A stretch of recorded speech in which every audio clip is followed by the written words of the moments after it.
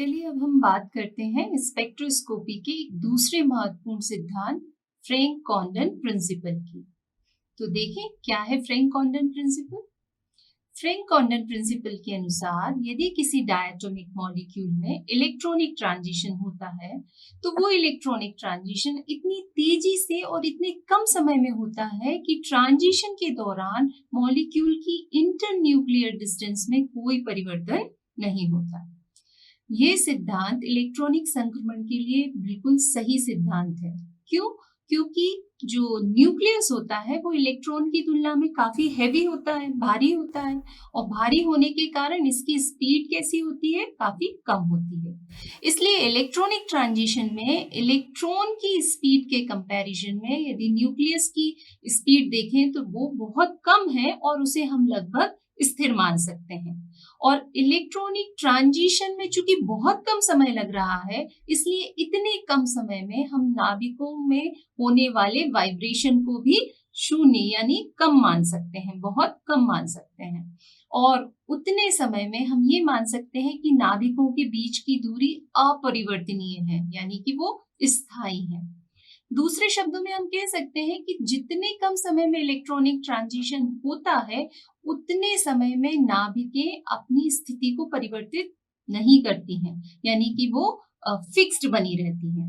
इसलिए Frank Condon principle के अनुसार इलेक्ट्रॉनिक ट्रांजिशन को यदि हम अणु के पोटेंशियल एनर्जी कर्व पर देखें तो उन्हें हम एक वर्टिकल लाइन के द्वारा निरूपित कर सकते हैं, यानी एक ऊर्ध्वाधर रेखा के द्वारा इलेक्ट्रॉनिक संक्रमण को प्रदर्शित किया जा सकता है।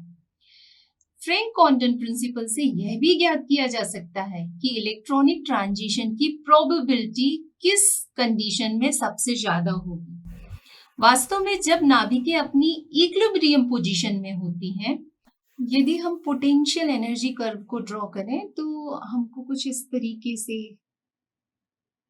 कर्व मिलता है। यहाँ हम पोटेंशियल एनर्जी को लेते हैं और यहाँ इंटरन्यूक्लियर डिस्टेंस को लेते हैं, तो किस तरीके का हमको ग्राफ मिलता है? कुछ इस तरीके का ग्राफ मिलता है। ये उसका इलेक्ट्रॉनिक एनर्जी लेवल है और इस इलेक्ट्रॉनिक एनर्जी लेवल के साथ कई सारे वाइब्रेशनल एनर्जी लेवल्स भी होते हैं। तो ये इसे हम यदि ई डबल डैश से शो करें, ये इसका मूल अवस्था का ग्राउंड स्टेट का एनर्जी लेवल है और इसके जो डिफरेंट वाइब्रेशनल एनर्जी लेवल हैं उन्हें हम v is equal to 0, v is equal to 1, v is equal to 2, 3 से शो करें तो इस तरीके से हमको एक इलेक्ट्रॉनिक एनर्जी लेवल मिलता है। यहाँ पर ये जो एंड है इन्हें हम L और इधर पर N से रिप्रेजेंट कर रहे हैं। ठीक, तो ये जो सिरे हैं, एंड हैं, इन्हें हम L और N से यहाँ पर रिप्रेजेंट कर रहे हैं। तो फ्रैंक कॉन्डन प्रिंसिपल के अनुसार मूल अवस्था में जो आपका न्यूक्लियस है, जो मॉलिक्यूल है, वो ये माना जाता है कि यदि इसके v इक्वल टू 0 लेवल को छोड़ दें तो बाकी लेवल्स के लिए नाभिकें कहाँ रहते हैं? यहाँ साम्य अवस्था पर रहती है, इक्विलिब्रियम पोजीशन में होती है। तो वो एंड पर है ना, कहाँ रहना चाहती है? N और L सिरों पर रहना चाहती है। ऐसा इसलिए होता है क्योंकि इस स्थिति में नाभिकों की जो वाइब्रेशनल एनर्जी है वो 0 होती है, तो इसलिए वो अपना सबसे ज्यादा समय यहीं पर बिताती हैं। तो जब ट्रांजिशन शुरू होते हैं तो इन्हीं पोजीशन से शुरू होते हैं। तो यहाँ पर आपको चित्र में दिख रहा है कि ये डिफरेंट एनर्जी लेवल के डिफरेंट वाइब्रेशनल लेवल है और L और N सिरे आप यहाँ पर देख पा रहे हैं। यहाँ बीच वाली पोजीशन को हम M से रिप्रेजेंट करते हैं। तो जब इनमें वाइब्रेशन होते हैं तो जो नाभिकें हैं वो L से M पर जाते हुए N की ओर जाती हैं। ठीक इसी तरीके से यदि मैं इसके v इक्वल टू 0 लेवल यानी मूल अवस्था के भी मूल कंपन ऊर्जा की बात करूं तो ये पता चला कि यहाँ पर जो अणु है वो बीच में रहता है। कहाँ रहता है? बीच में रहता है। इसलिए जब भी electronic transition v equal to 0 level पर होगा तो वहां पर ट्रांजिशन उसकी मिडिल पोजीशन से शुरू होगा। यहाँ पर आपको एक डायटोमिक मॉलिक्यूल में होने वाले इलेक्ट्रॉनिक ट्रांजिशन दिख रहे हैं। तो जब दो इलेक्ट्रॉनिक एनर्जी लेवल के बीच इलेक्ट्रॉनिक ट्रांजिशन की पॉसिबिलिटीज होती हैं, तो इन पॉसिबिलिटीज को फ्रैंक और कंडन सिद्धांत के अनुसार बहुत आसानी से ज्ञात किया जा सकता है। इस सिद्धांत के अनुसार इलेक्ट्रॉनिक ट्रांजिशन होने की सर्वाधिक संभावना उस स्थिति में होती है जब मॉलिक्यूल की दोनों नाभिकें अपने कंपन ऊर्जा स्तर यानी वाइब्रेशनल एनर्जी लेवल के एंड पर होती हैं, अंतिम छोरों पर होती हैं, एक्सट्रीम पोजीशन L और N पर स्थित होती है। तो संक्रमण की शुरुआत कहाँ से होगी? L और N से होगी। और साथ ही क्वांटम मैकेनिक्स के अनुसार जब हम V=0 लेवल की बात करते हैं, यानी कि मूल अवस्था के मूल कंपन ऊर्जा की बात करते हैं, तो ये माना जाता है कि अणु कहाँ पर रहता है? सेंटर में रहता है। तो जब कोई इस पर एनर्जी मिलेगी, मॉलिक्यूल यहाँ पर है, एनर्जी मिलेगी, तो V=0 पर ट्रांजिशन मिडिल पॉइंट से शुरू होता है, ठीक है, ना कि सिरे से। तो यहाँ आप देख रहे हैं कि यहाँ हमको जब ट्रांजिशन हो रहे हैं तो हमें 3 प्रकार के ट्रांजिशन यहाँ दिख रहे हैं, A, B1 और B2। तो A में आप देखिए कि V=0 लेवल पर हमारा मॉलिक्यूल है, तो इलेक्ट्रॉनिक ट्रांजिशन कहाँ से शुरू हो रहा है? 0 से शुरू हो रहा है। और फ्रैंक कॉन्डन प्रिंसिपल क्या कहता है कि ये जो ट्रांजिशन है वो वर्टिकल लाइन के रूप में होते हैं। तो ये ट्रांजिशन आपको देखिए कैसा मिलेगा, यदि वर्टिकल लाइन हम खींचें मिडिल पॉइंट से, तो ये किस लेवल पर जा रहा है? ये एक्साइटेड स्टेट के सेकेंड नंबर के वाइब्रेशनल लेवल पर जा रहा है, ठीक है। तो ये ट्रांजिशन की प्रोबेबिलिटी यहाँ पर सबसे ज्यादा होगी। अब यदि हम बात करें कि मान लीजिए मॉलिक्यूल V=1 पर है, तो उस कंडीशन में भी आपको 2 प्रकार के ट्रांजिशन यहाँ मिल सकते हैं। और वो ट्रांजिशन कहाँ से शुरू होंगे? देखिए वो कहाँ से शुरू हो रहे हैं? इन सिरों से शुरू हो रहे हैं, एक B1 और एक B2। तो B1 जो है वो यदि हम वर्टिकल लाइन खींचें सिरे से, N से हम वर्टिकल लाइन खींचें, तो वो कहाँ की ओर जा रही है? एक्साइटेड इलेक्ट्रॉनिक एनर्जी लेवल के V=0 लेवल पर जा रही है, यानी कि मूल कंपन ऊर्जा स्तर पर जा रही है, तो वो उसके मिडिल पॉइंट तक जाएगी, ठीक है। जबकि B2 की बात करें तो B2 में जो इलेक्ट्रॉनिक ट्रांजिशन होगा वो देखिए कहाँ से शुरू हो रहा है? L से शुरू हो रहा है और कहाँ की ओर जा रहा है? हायर इलेक्ट्रॉनिक एनर्जी जो लेवल है उसके बहुत हाई लेवल पर जाकर ये रुक रहा है। यानी कि इस कंडीशन में जो मॉलिक्यूल होगा उसकी एनर्जी कैसी होगी? पोटेंशियल एनर्जी बहुत हाई होगी, और बहुत हाई होने पर यहाँ जो इंटरन्यूक्लियर डिस्टेंस है वो बहुत अधिक बढ़ जाएगा। यानी हम कह सकते हैं कि इस कंडीशन में जो मॉलिक्यूल होगा वो डिसोसिएट हो जाएगा, और यदि वो डिसोसिएट हो जाता है तो आपको एक सतत स्पेक्ट्रा, एक कंटिन्यूअस स्पेक्ट्रा प्राप्त होता है।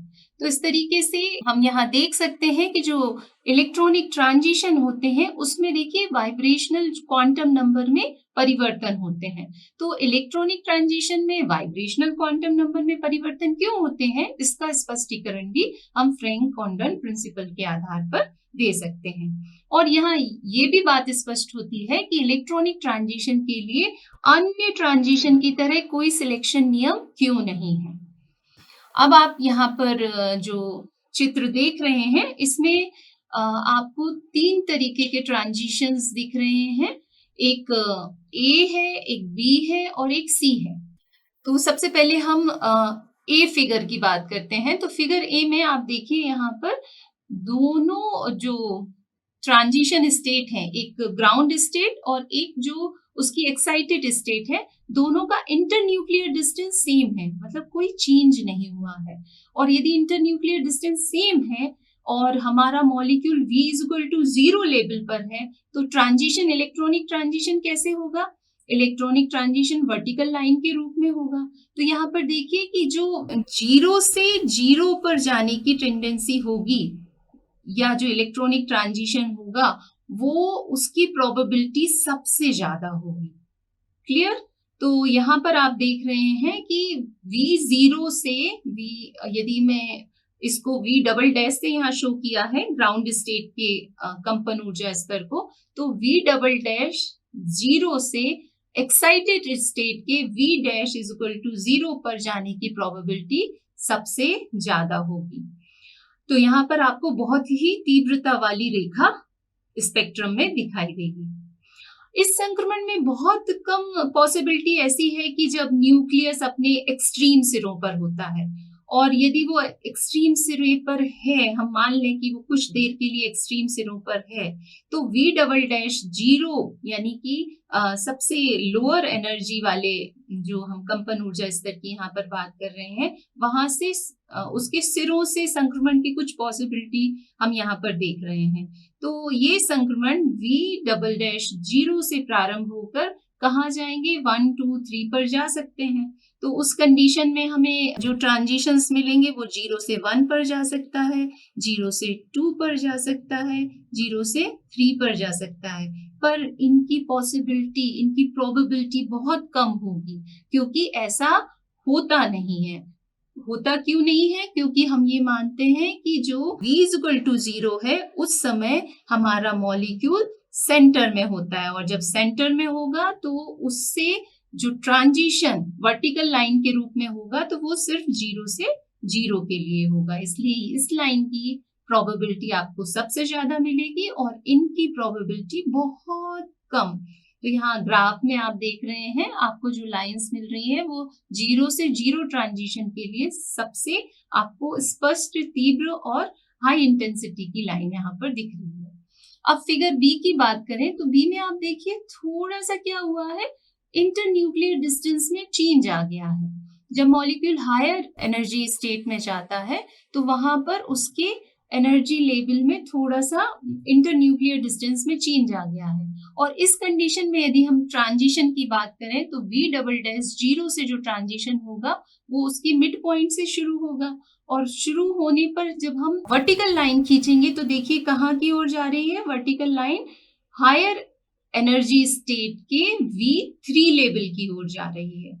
यानी कि यहाँ पर जो ट्रांजिशन होगा उसमें आपको कहाँ की ओर लाइन मिलेगी, 0 से 3 पर जो लाइन मिलेगी उसकी प्रोबेबिलिटी कैसी होगी, सबसे ज्यादा होगी।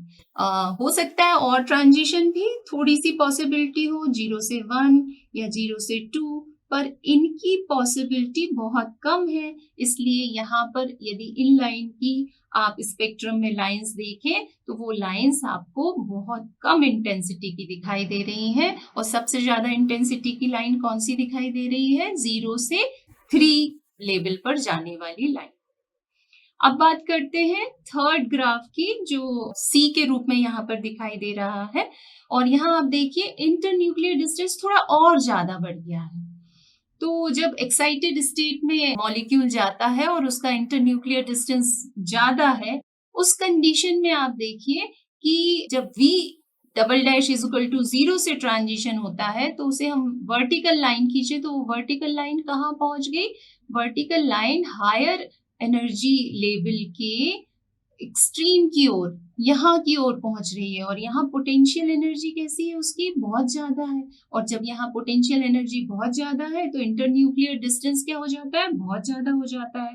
और उस कंडीशन में हम ये कह सकते हैं कि हमारा जो मॉलिक्यूल है वो डिसोसिएट हो गया। और यदि मॉलिक्यूल डिसोसिएट हो जाता है तो फिर देखिए आपको ग्राफ में लाइंस ना मिलकर क्या मिलता है, वहां पर एक सतत, एक कंटिन्यूम मिलता है, ठीक, एक सतत स्पेक्ट्रा प्राप्त होता है। तो यहाँ पर इस तरीके से हम विभिन्न इलेक्ट्रॉनिक संक्रमण को फ्रैंक कंडन प्रिंसिपल की सहायता से बहुत ही आसानी से समझा सकते हैं। साथ ही ये बता सकते हैं कि किस ट्रांजिशन की प्रोबेबिलिटी सबसे ज्यादा है और किस की प्रोबेबिलिटी कम होगी।